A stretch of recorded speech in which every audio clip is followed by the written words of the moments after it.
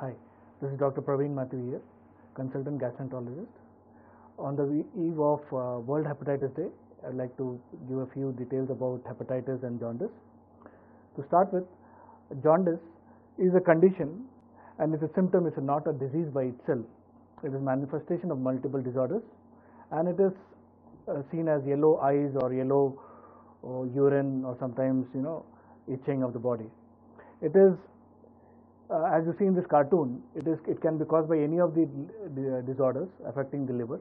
It could be starting from the liver itself to the blood supply to the liver, to the outflow of the bile, which is the pitta, what we say, or the blood supply outflow to the heart.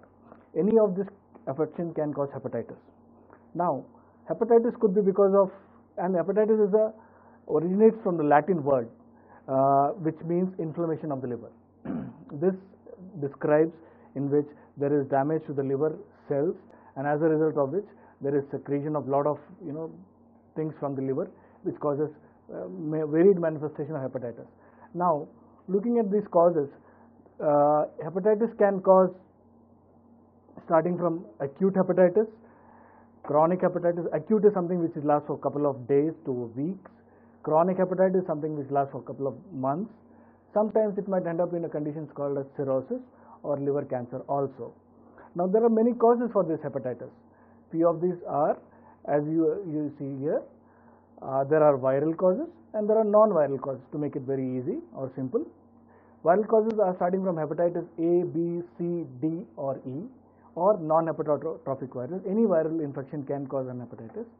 Or non-viral causes like the commonest you see, which I have highlighted, is alcohol, which is very common in our country or in the community.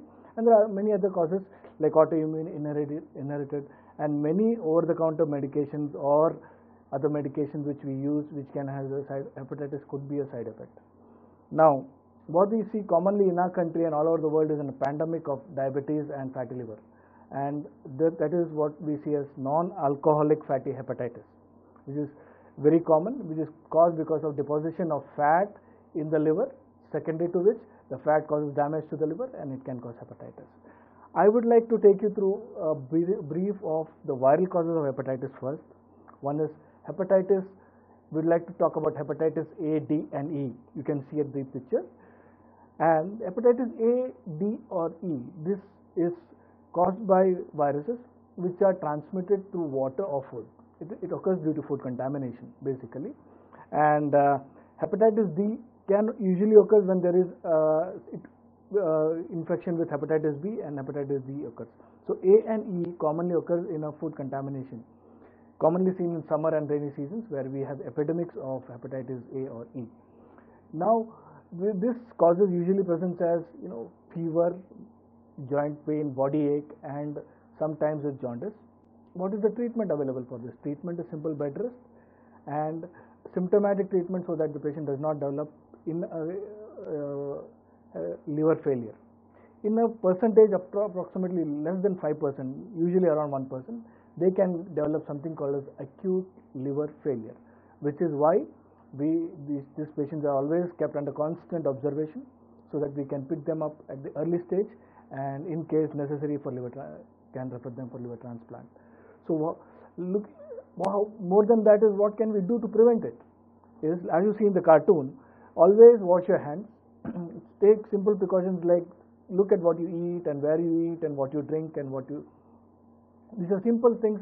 The common hygiene which you always, sometimes in an occasion we neglect, which lands up in these viral foodborne or waterborne acute hepatitis. Now, the other hepatitis B and C, these are important because they cause something called as chronic hepatitis, cirrhosis and liver cancer rarely.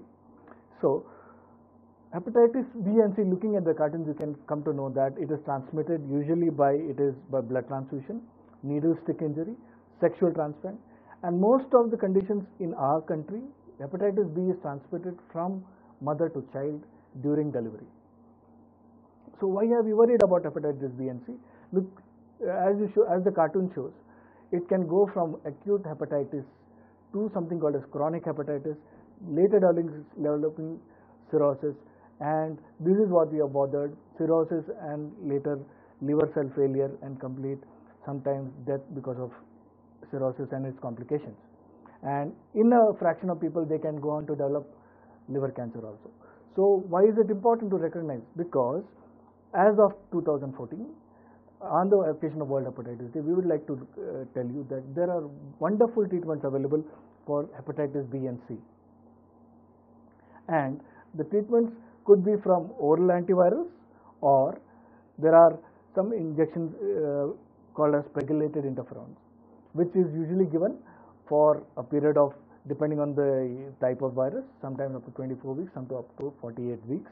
And there are fantastic results available with these treatment modalities for patients with hepatitis B and C, and we can prevent them going into cirrhosis and liver cancer and liver failure.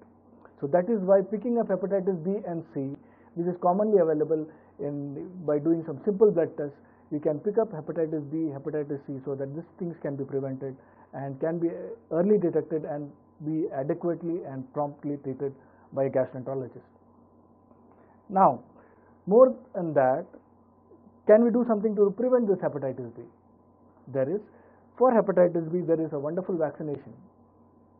So, people who are at risk, especially like doctors, medical staff, people who infected mothers, children, now the World Health Organization, as part of its vaccination schedule, recommends hepatitis B vaccination for all newborns.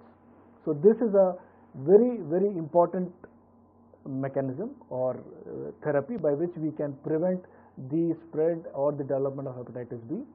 And as I told you, the prevention of hepatitis B from the mother to child can be done by during the delivery, prior to delivery, during the pregnancy, we do screening for hepatitis B in the mothers, and then we can vaccinate the mothers if they are negative, or if they are positive, we can give something called as hepatitis B immunoglobulin to the child within 24 hours of the delivery, and this almost prevents 94 to 95% of transmission of hepatitis B virus from the mother to child. And unfortunately, as of 2014, there is no vaccinations available for hepatitis C. Now, I would also like to tell you about a few new techniques which will help us in diagnosing. There is something called as obstructive hepatitis. So this is a technology called as echoendoscopy, in which we can look at the bile duct, which is the duct which drains the liver from the bile from the liver into the duodenum. And if necessary, there is something called as linear echoendoscopy, where you can see, as in the cartoon, there is a needle which comes out through the endoscope, and if necessary, we can take biopsies and things. So now, this is an example of an obstructive hepatitis, a patient who presented with hepatitis, jaundice, and he was evaluated, and they did all blood tests, and they could not find anything. Ultimately, when they found that it is obstructive type of hepatitis, they did a test called as magnetic resonance cholangiopancreatography, that is called as MRCP. So this usually picks up if there is any obstruction. That could not pick up the cause for the hepatitis. That is how, this is one of my personal cases. So this was referred to us, and we did a modality called as echoendoscopy. We did, as in the cartoon, they shows that there is the CBD stone is the common bile duct stone, which was not picked up on the MRCP, and which was picked up on the echoendoscope. And in the same setting, we did an ERCP, where we cut open the bile duct, and we as you see, there is a stone we could pull out, and this was curative. And this is one of the modality of treatment for obstructive hepatitis, which is commonly caused in the community because of common bile duct stones. This is, as I told you about the other form of echoendoscope, which is called as linear echoendoscope. Now this is a linear echoendoscope for a case with a pancreatic carcinoma, where you can see one of the cartoons shows there is a needle which is sticked into the tumor, and we can diagnose. So it was a suspected case of pancreatic carcinoma. We diagnosed, we did an FNAC, confirmed the diagnosis, and we found that there is a lot of fluid around that ascites is called as the fluid which is around the liver. When there is ascites, it is usually a non-operable case of pancreatic carcinoma. So what did we offer the patient? We could offer the patient something as you are seeing in the cartoon. We did something called as the metallic stenting, in which a metal stent was introduced into the common bile duct, relieving the obstruction. And the last picture shows the metal stent, and this was a curative, or it is not a curative, it is we call it a palliation of the jaundice for this patient of inoperable pancreatic carcinoma, and that is how the patient's jaundice was completely cured.